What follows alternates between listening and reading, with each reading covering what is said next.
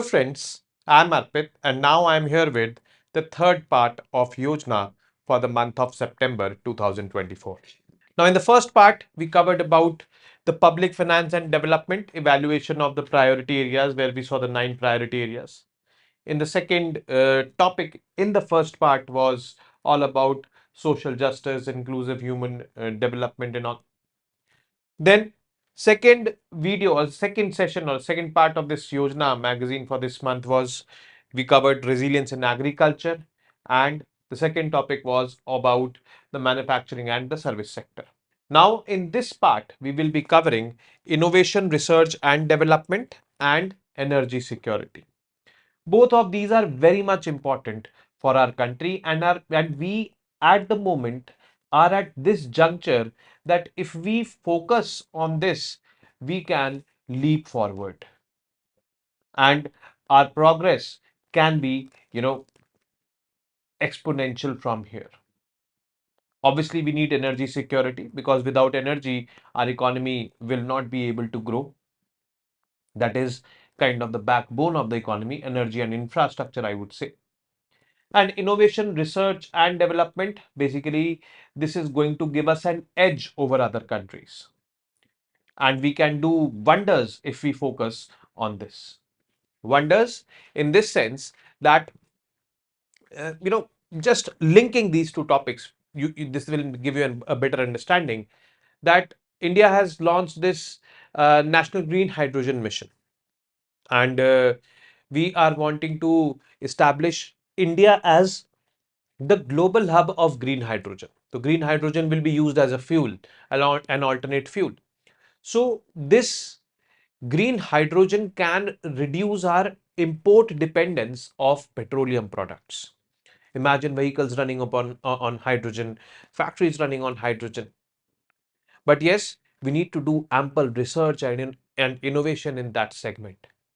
How that can be used, how the, I would say, complexities with respect to hydrogen, like for example, storing and transporting hydrogen is very, very dangerous. It is very volatile. You know, if it catches fire or if it blasts, then it can cause enormous damages. So we need to do research and development to tackle those complexities. Once done, we will have an edge. So that is basically the importance of innovation, research and development.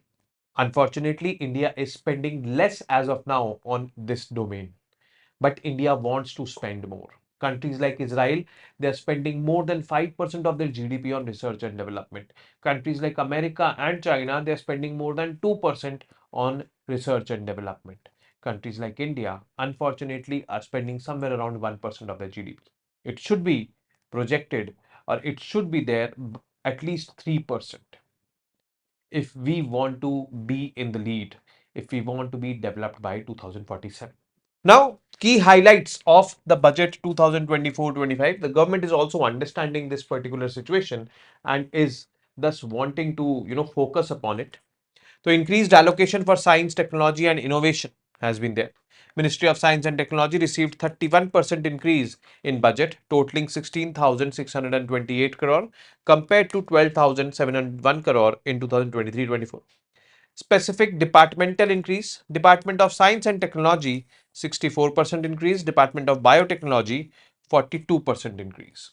And very recently, India has done collaboration with America also on this front. Institutional initiatives. So there is this Anusandhan National Research Foundation launched last year with a substantial allocation of 50,000 crore. There was this National Research Foundation bill which was passed by the Indian Parliament in last year's monsoon session, and that bill established this institute. Allocation for NRF including ANRF increased from 258.6 crore to 2000 crore. That is basically a 673% rise. This clearly highlights the intent of the government, what the government is wanting to establish and do. NRF aims to establish a professional and comprehensive research framework, directing resources for coordinated research across disciplines in Indian universities, colleges, and research institutions. This initiative will support Atal Innovation Mission, promoting culture of innovation and entrepreneurship nationwide. New mission and initiatives, major new initiatives, critical mineral mission. So critical minerals basically are those minerals which are very much important for the socio-economic growth of the country at the moment, like the rare earth minerals and all, cobalt, nickel, all these are crucial elements or crucial minerals because, like for example, cobalt or nickel used for making batteries for EV, rare earth minerals or rare earth elements for semiconductor chips and all, very crucial in the present day scenario. So government has highlighted 12, 13 critical mineral categories, which is, there, and we have a mission for that, which we covered a few days ago in the daily analysis video. So it aims to develop technology for domestic production, recycling and acquisition of critical minerals to reduce dependency on imports. So this acquisition of critical minerals is from foreign lands. India AI mission launched in June 2024 allocated 551.75 crore to harness AI's potential for economic growth and social impact. PM Surya Ghar Muft Bijli Yojana promotes subsidized installation of rooftop solar panels for 1 crore households, providing free electricity for up to 300 units monthly.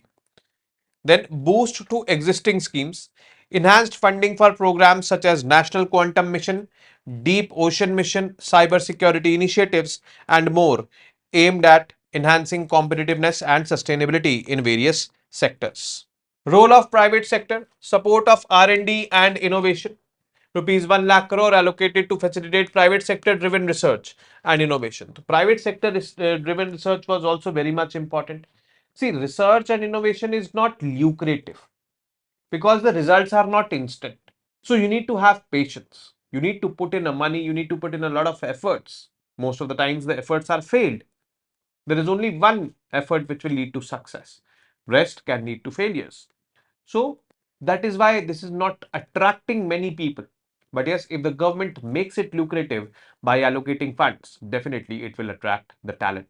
A capital expenditure capex of 1,11,111 lakh crore for infrastructure development has been allocated. Notably, private capex grew by 19.8%, indicating a healthy investment climate and collaboration between public and private sectors as well. Future resilience and sustainability. So digital infrastructure enhancements are being done by the government. Increased funding for the modernization of land records, particularly through Bhu Aadhaar, that is basically kind of the Aadhaar for the land records and all, aimed at improving land administration and management in both rural and urban areas. This initiative will support digitalization of land records and GIS mapping. Focus on energy security and green transition. Budget for Ministry of Environment, Forest and Climate Change increased to 330.37 crore, focusing on pollution control, education and skill development. But Delhi still remains to be polluted. Delhi is actually going to face similar kind of conditions which it faces every year uh, from these months of October, November and all, due to stubble burning by the farmers in the neighboring states. Well, hopefully something improves this year because the authorities, including the Supreme Court, has started taking steps right from this month, that is September. So let's see what happens. A 143% increase in the Ministry of New and Renewable Energies allocation, reaching 19,100 crore rupees. Significant investments in electric vehicles and National Green Hydrogen Mission, which saw an increase in funding to 600 crore rupees, underlining India's commitment to sustainable energy solutions, is there. So government is increasing, I would say, the budgetary outlay, but let's see how this materializes with time.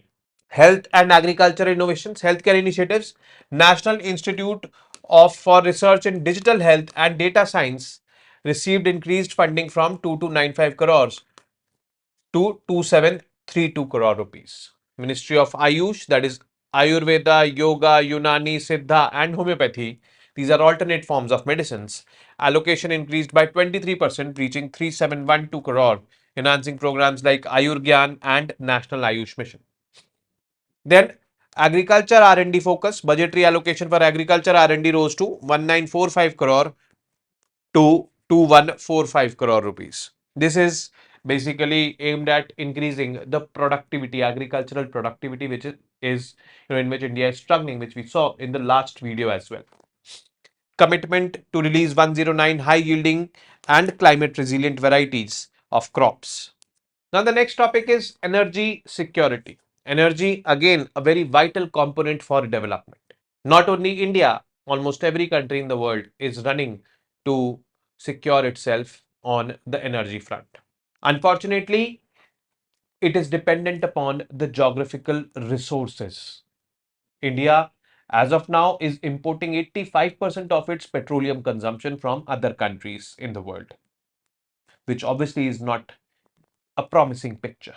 India definitely wants to reduce this dependence, and for that, India will have to do a lot. So let's see. The International Energy Agency defines energy security as the uninterrupted availability of energy sources at an affordable price. This is what energy security means. This concept is a critical driving force behind energy policy, especially in the context of limited resources. Energy transition must consider alternative demands to enhance resilience against climate change and ensure sustained social and economic development.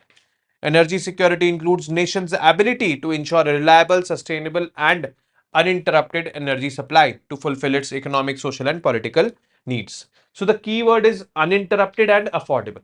For ensuring uninterrupted supply of energy, India is creating strategic petroleum reserves. These are petroleum storage reserves, underground petroleum storage reserves, where India has currently the capacity of 9.5 days as buffer. The second phase of this is coming up with the help of Abu Dhabi National Oil Development Corporation.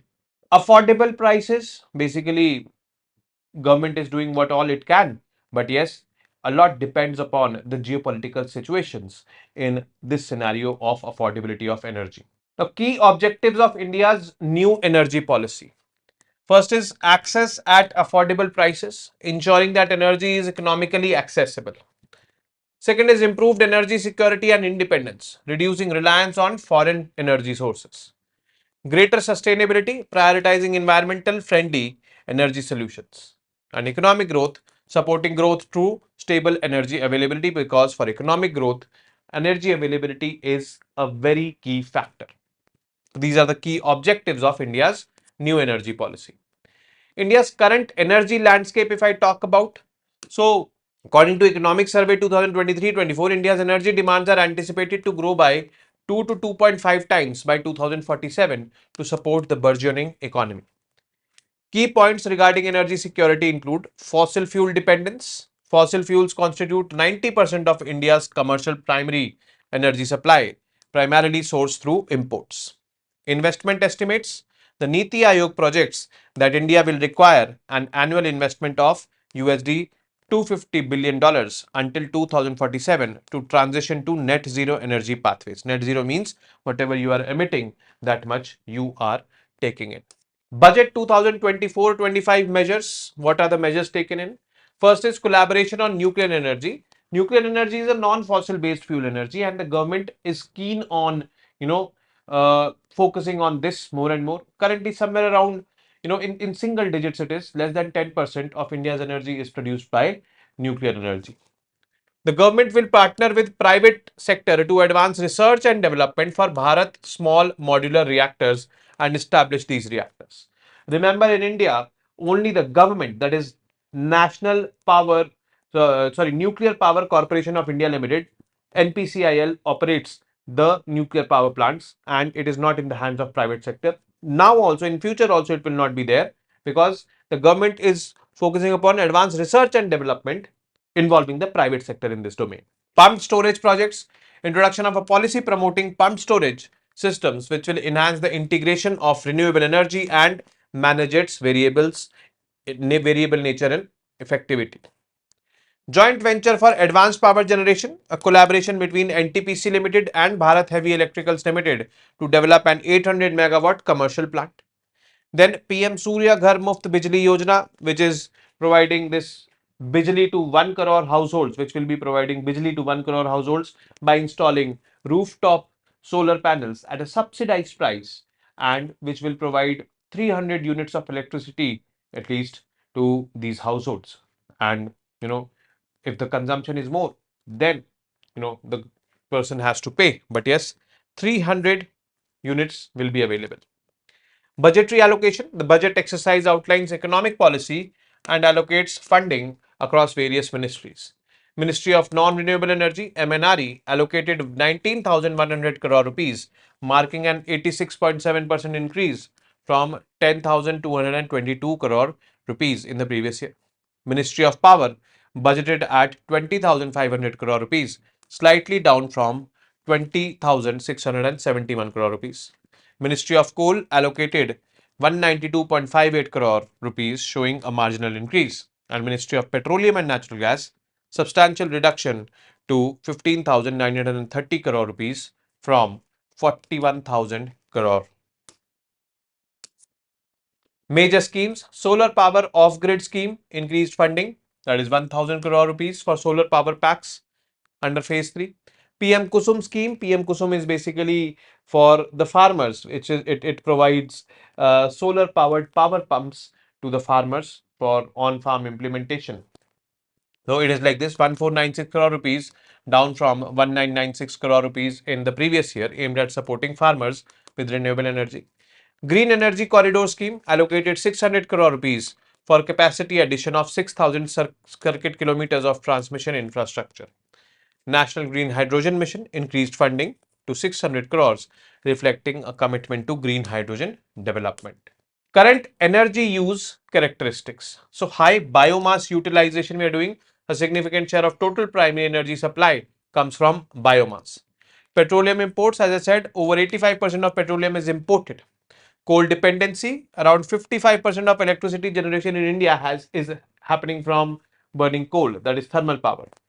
As of June 2024, 54.5% of power was sourced from thermal methods, coal, gas, and diesel, while 45.5% came from non-fossil fuel sources, including 1.8% from nuclear energy. So, nuclear energy is so low. I said less than 10%, it is less than 2%. 1.8% of India's energy is being produced from nuclear power plants. There are 8 nuclear power plants as of now in the country, the latest being Kudankulam nuclear power plant. So, one good thing over here is that 54.5% coming from fossil based fuel, which includes coal, natural gas, and all. 45.5% coming from the non-fossil based fuels, and we India committed it as 40% in our first climate goal submitted in 2015 to the United Nations. That is part of the first INDCs. We have surpassed that. Now we have this new target of generating 50% of our electricity from non-fossil based fuels, and we are already producing 45.5%. By 2030, definitely we will be there, producing half of our electricity from non-fossil based fuels. So this is what it means. Policy initiatives for renewable energy: PM Surya Ghar Muft Bijli Yojana, 30 gigawatts of solar capacity has to be installed. Rooftop solar rooftop solar grids, I would say. National offshore wind energy policy establishing regulations to harness offshore wind potential. Indian green hydrogen mission: 5 million metric tons of green hydrogen has to be produced by 2030 indigenously, and if it is successful, then India's import dependence will drastically reduce. Additional policies focus on enhancing renewable energy storage through a pumped storage policy and establishing a framework for transitioning had to abate industries from energy efficiency targets to emission targets. So these pumped storage policy is basically, see, renewable energy and all is intermittent. The days where sun rises, electricity will be produced. On what will happen on the days when sun will not rise? So there, this pumped energy storage will come into picture, and it will keep the supply seamless. Means the supply will be continuous. So this is what pumped storage policy means. Challenges to India's energy security: there are multiple challenges like increased demand. The demand is rising, but we are not able to give the supply. That is why 24-hour electricity is not available in most parts of the country. Intermittency of renewable energy: the variable nature of renewable energy sources necessitates solutions to ensure reliability. Land and water availability: expanding renewable energy infrastructure will increase demands on these critical sources. Dependency on critical minerals: high reliance on imports of for essential minerals needed for renewable energy technologies poses supply chain risks because we are dependent upon continents like Africa, countries like China for supply of critical minerals to us. And obviously, supply chain disruptions are there, and we have seen it during COVID. So, this dependency is there. So, these challenges need to be overcome. So, with this, we have come to the end of the third part of Yojana also for the month of September 2024. I would suggest that read the original text of Yojana. Lot of information is there in this month's edition, and majorly I have covered most of it. But yes, whatever experience you will gain by reading the original text, that will be unmatchable. So, with this, signing off for this month, see you with the next month's Yojana magazine, that is October 2024. And obviously, daily, I meet you guys with the daily analysis. Namaste. Jai Hind.